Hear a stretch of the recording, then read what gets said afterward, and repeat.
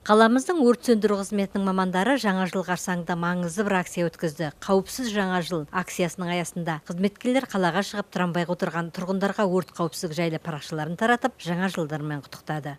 Здравствуйте, с наступающим вас! Мы бы хотели в рамках акции «Безопасный Новый год» проинструктировать по пожарной безопасности, чтобы вы соблюдали правила новогодние праздники. Жаңа жыл көпшіліктің асыға күтетін мерекесі. Онымен қоса жаңа жылдық ойыншықтарды балаларды көп қолданады. Өрт қауіпсіздігін сақтамаған жағдайда өрт шығып бақытсыз жағдайлар да орын алып жататыны бар. Сондай бақытсыз жағдайлардың алдын алу үшін Теміртаулық өрт сөндіруші тұрғындарға ескерту жасауда. Данная акция приурочена «Безопасный Новый год». Аталмыш акция өрт қауіпсіздігін сақтауға арналған. Бас маман Қарашолақ пен аға инженер Сыздықова тұрғындарға өрт қауіпсіздігі жайын еске салуда. Біз тұрғындарға жаңа жыл кешінде төтенше жағдайлар өрттің болмауын, өрт қауіпсіздігі жайын ескертудеміз. Бірінші орында тұрмыстық жағдайда.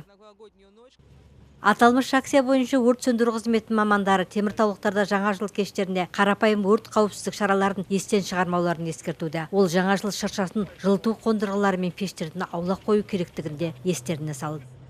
Подсоединение, надежность электропроводки было надежность соединения, то есть никаких... Және электр жабдықтарының ақауы болмауына да мән беру керек. Және жаңа жыл кештерінде балаларды бақылаусыз қалдырмау керек. Өйткені балалар от жағамын деуі, шыршаға жақын келуі мүмкін. Жаңа жылдық ойыншықтар да тез жаңғыз, сондықтан өрттің шығу қаупі көп.